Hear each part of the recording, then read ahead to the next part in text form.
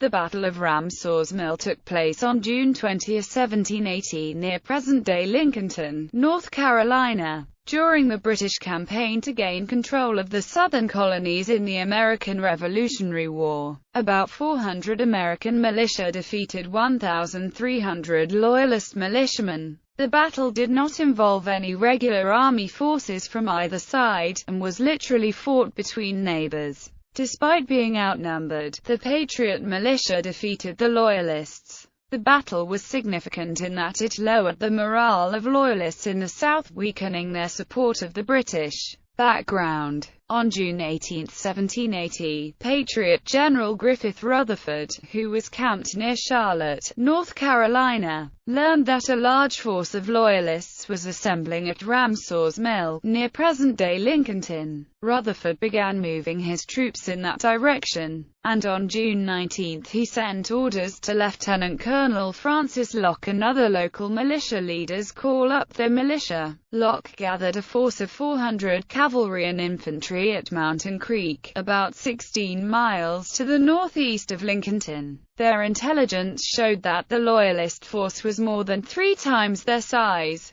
but it was decided to attack early the next morning without waiting for Rutherford's forces to join up. At daybreak on June 20, they were 1 mile from the Loyalist camp, located on a hill about 300 yards east of the mill belonging to Jacob Ramsour. Loyalist recruiting. Loyalist John Moore had served with the British at the Siege of Charleston and returned to his home a few miles from Ramsour's Mill with tales of battle. He called together a group of about 40 Loyalists on June 10 and shared with them instructions from Cornwallis that for safety they should avoid organizing before British troops entered the area. News came to the meeting that a group of about 20 Patriots was looking for Moore and other Loyalist leaders. Moore and his men decided to find and confront him, but were unsuccessful. Moore then told his men to return home, and instructed them to join him in a few days at Ramsour's Mill. On June 13, 200 men arrived there, and the number grew in the following days, buoyed by news of the British victory at Waxhaws. By June 20, the Loyalist camp had grown to about 1,300 men. Battle. When the cavalry leading the Patriot column approached, the Loyalist sentries on the road fired at them and retreated to their main body. After an initial cavalry charge, the Patriot infantry moved up.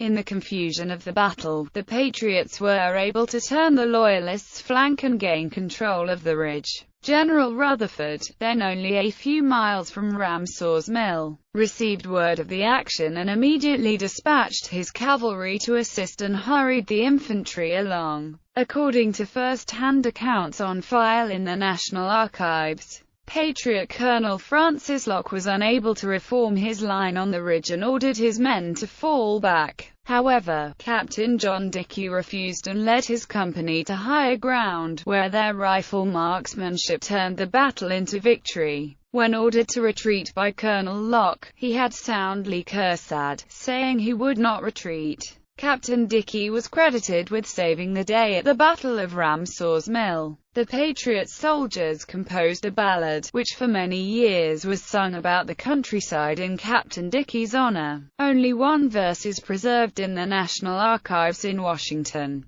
Old Colonel Locke kept pretty well back, while brave Captain Dickey commenced the attack. He, Colonel Locke, ordered us to retreat and reform, which made our old hero mightily storm. One affidavit in the National Archives pension files tells that Captain Dickey called out, "Shoot straight, my boys, and keep on fighting. I see some of them beginning to tumble." The Loyalists were in disarray and many fled. When Colonel Rutherford reached the field he was met by a white flag, and the Loyalists requested a truce to treat the wounded. Rutherford, whose entire force had yet to arrive, instead demanded an immediate surrender. As the discussions went on, most of the remaining Loyalists fled, and only about 50 were taken prisoner. Aftermath. Casualties were difficult to assign since almost no one was wearing any sort of uniform. Estimates of dead on each side were between 50 to 70, with about 100 wounded on each side.